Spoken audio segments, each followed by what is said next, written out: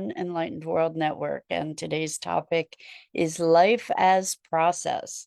We're so outcome driven. We're so driven to achievements, accomplishments, productivity, et cetera, and that orientation often impedes our ability to actually be present to life itself. So we're going to talk about life as process today. So it should be an interesting conversation. And before we get started, we're going to take a minute or two to get present. So let's take a deep breath in through your nose and hold it. And imagine clean, crisp oxygen flooding your lungs, flowing into your bloodstream, nourishing all your cells, all your organs, bringing vital life energy to your body and being. And as you exhale, exhale any tension, stress, negativity, fatigue. And now let's take another deep breath in through your nose and hold it. This time, imagine clean, brilliant, bright light lighting you up from the inside out, illuminating, electrifying, and energizing all your cells, your molecules, your electrons, creating a brilliant beam of light and energy from your heart out into the world. And as you exhale, exhale any remaining tension, stress, negativity, fatigue. And now let's press our palms together. Vigorously rub your hands together to feel the friction, the temperature, the pressure, the motion, the tickling and tingling when you stop. And allow all those sensations to bring you present right here, right now, into this remarkable physical form that enables us to experience life. Welcome, welcome, welcome. Good morning. Rosalind, welcome. So good to have you here with us this morning. And welcome to everybody else who's joining us. Today, we're talking about life as process. In other words, we are an ongoingly unfinished work. And we are taking on the notion and the perspective that we are as ever an unfinished process. We are so driven in our culture toward results, toward accomplishment, toward things, externals. And we tend to latch on to identities, who we believe we are. We'll grab onto a fixed notion of who we are. Like we identify with our jobs, we identify with our roles in our families or our work, we identify with our stuff. All these things, well, not all of them, I guess the relationship things, some of them remain regardless of circumstance. But so much of our identity tends to be circumstantial, based in circumstance. So the idea of being identified with our work, that's who I am, right? Or our beliefs, which change, that's who I am. And when we can adopt the perspective of life as process, then we can allow for those things that might otherwise feel static to change. We can allow for the change in life that is inevitable, and the evolution, the emergence. And it gives us permission to be able to change our minds, to be able to change our perspective, to be able to evolve, actually. When we think about life as process, we don't need to be bound to the past in the same way. If we believe we are our actions, then typically we are defined by our past actions. And that constrains the potential of the future. When we allow ourselves to be living life as process, we can be so much more forgiving to ourselves and others, to recognize we're not necessarily the same people that we were yesterday, let alone 5 years ago, 10 years ago, etc. And the upshot of this is that when we live life as process rather than outcome, there's a greater potential for freedom, for the experience of freedom, for the expression of freedom, so that we can allow ourselves to be moving into our emergent selves. If I were to look at my past, for example, I would have to say there's no way that I got from there to here. There is no path, no linear path from there to here. And the upshot of that is that had I held to the very strong definitions that I had of who I was, had I not allowed the emergence, had I not allowed the evolution, I wouldn't be the person that I am in this moment. So I talk a lot about holding life, holding belief with open hand. And what I mean by that is not grasping, not clinging to our fixed notions. We've all heard the saying that the one constant in life is change. And that's actually quite true. We can count on things changing. And we don't know how they're going to change, but we can count on them changing. And the more grace that we are able to cultivate in the face of that change, the more graced our lives will be, the more ease we'll be able to experience as life changes, as we change, as circumstances change around us. And the greatest gift that we can give ourselves, I believe, is the gift of grace through change, because it allows us then to dance with life, to take life's lead and find our own rhythm within that dance.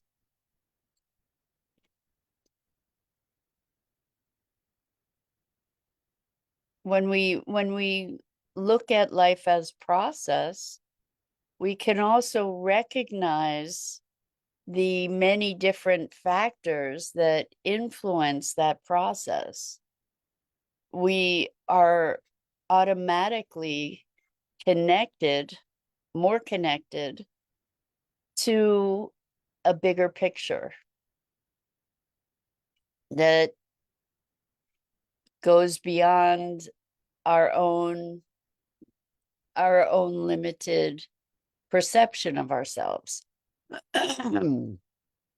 Because we see ourselves as part of this process. It's not just the process of my becoming, but my becoming occurs in a much greater context, in the context of all the influences and all the dynamics of a broader experience. So when we look at life as outcome, it seems as I'm feeling into it, it feels very much that there's an isolation in that, where we might say there's an isolation and an evaluation and a judgment that's sort of final rather than an ongoing evolution. So life as outcome is measuring ourselves by our achievements, measuring our value, for example, by our achievements, whether they are material, intellectual, emotional, whatever, versus an ongoing, maybe suspension of that judgment as fixed. So we can say, okay, I didn't really like that outcome, or I didn't like the way that I behaved in that situation, or I have these dreams and aspirations of where I'm heading. The thing about life as process versus outcome is that when we view life as outcome, like I'm going to make all this money. This is just a really simple, common one. I'm going to have the family, make all the money, have the beautiful house with the picket fence and the dog and whatever. And then what happens if that's the outcome? We get there and life should be blissful. Or we have an anticipation and expectation that life is going to be blissful and fulfilling, when in fact what I've noticed for so many people is we get to that place and what we experience is this all there is? There's got to be more. And so what we're talking about now is meaning.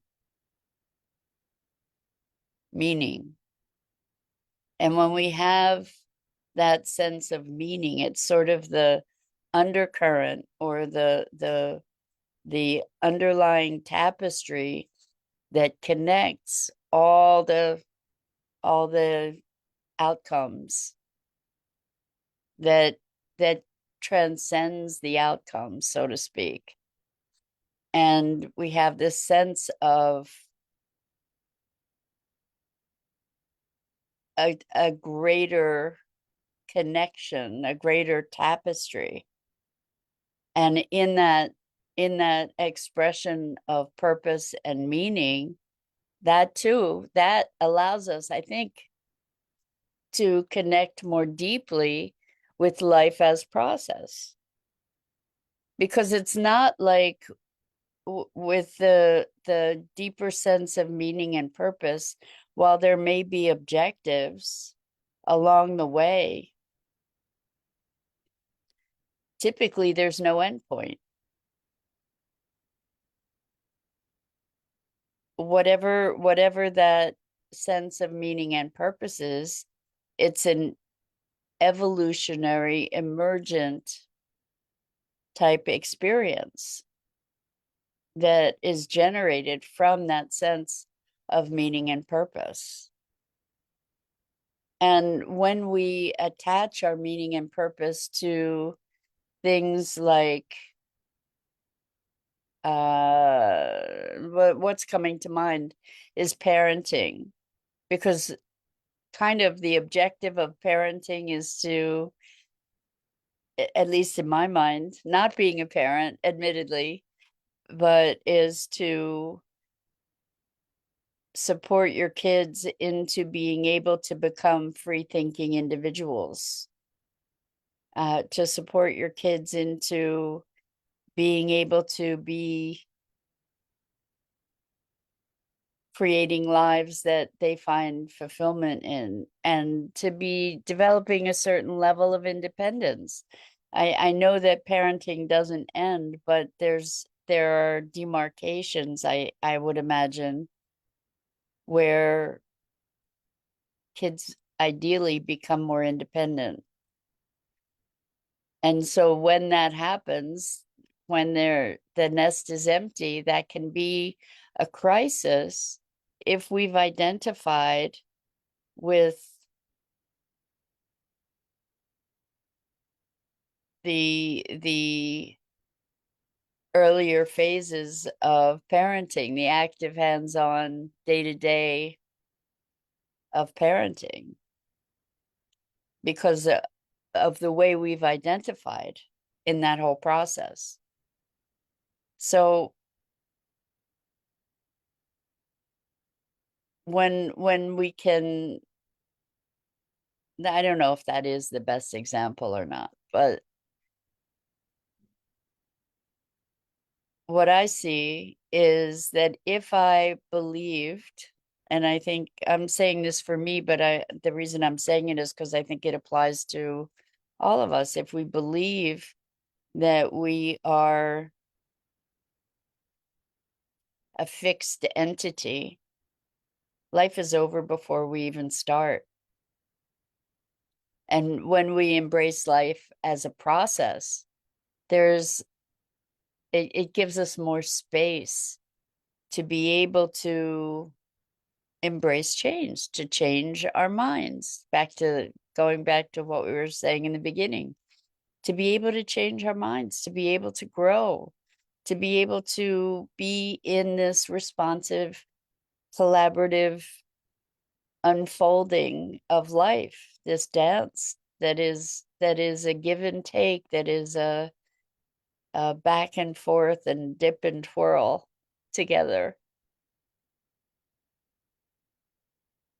I think also recognizing life as process, we can recognize that it's not a linear happening, and progress, quote unquote, progress is not a linear thing, a progressive thing. It doesn't necessarily always move forward. It's one step forward, two steps forward, one step back kind of thing too, or maybe a couple steps sideways. That there's this very elaborate picture. One thing that I think is becoming clearer and clearer to humans through science and through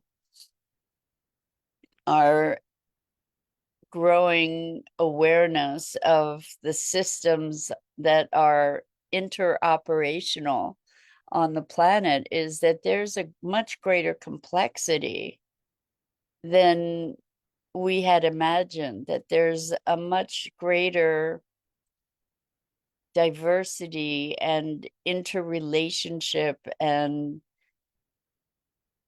beauty, in fact, to all these aspects of life and our world that in our arrogance we assumed we knew or we understood. And what we're learning is that that things are so much richer.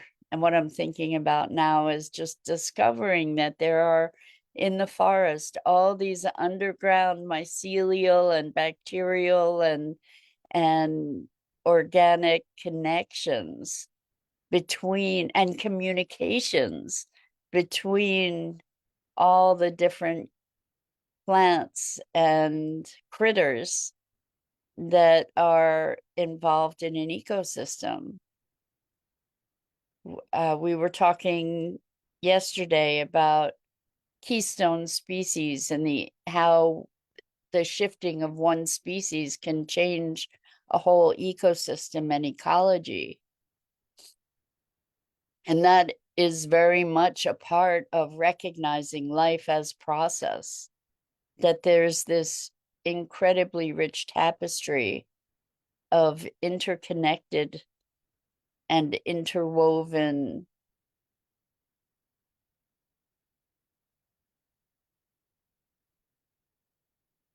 parts of a system that are ultimately inseparable.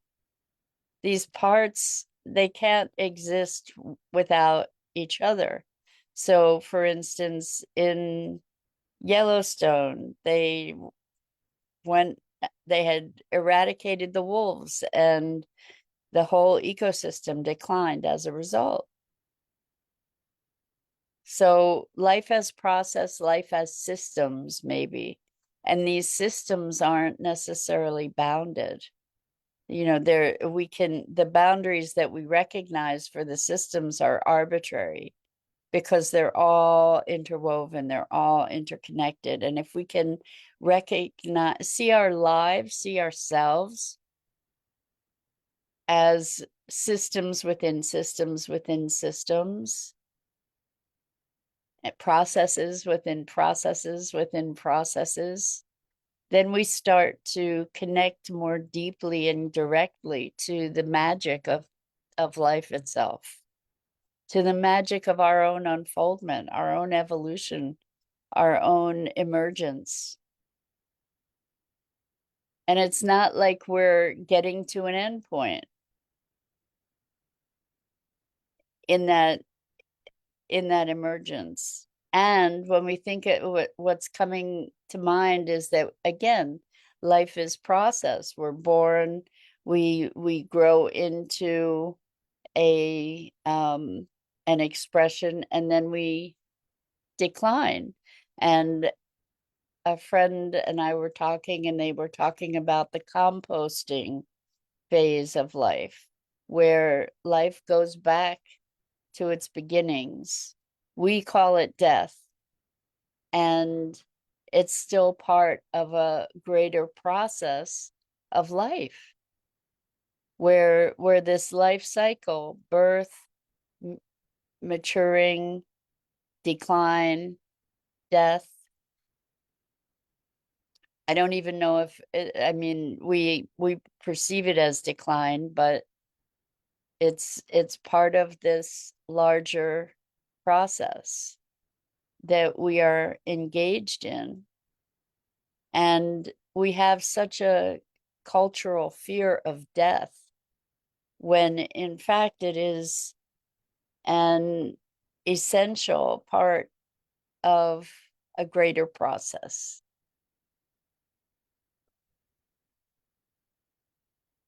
There's an acceptance and allowing, I think, that comes about with this embracing the notion of process, of life as process, that allows for greater ease, that that improves the quality of our lives. In terms of emotion, again, it allows us to be more forgiving of ourselves and others, hopefully. Maybe more accepting of all the transitions, that it's all a process. And it's an ongoing process that we're part of. It takes the emphasis away from our maybe our self-importance. Obviously, we're important to ourselves, but when we can see ourselves as part of a greater process, it just relieves so much of that pressure, so much of the pressure of having to be a certain way, having to prove something. And when we are liberated from having to prove anything, it frees us to be able to be in our fuller expression, in our authentic expression. So that's the invitation today, is go and explore this rabbit hole of what does it mean if life is process rather than outcome? And what can we provide for ourselves in terms of the allowing and the freedom of our own emergence? So that's it for today. I'm Mira Rubin. This is the Core Connection, and I go live here each weekday morning at 9 a.m. Eastern on the Enlightened World Network Facebook page and YouTube channel. And I invite you to please like, follow, and share Enlightened World Network and me. The links are in the description. And as always, it's a privilege and a pleasure to have the opportunity to be sharing in these morning musings about being human. So much gratitude and love to you. Until next time.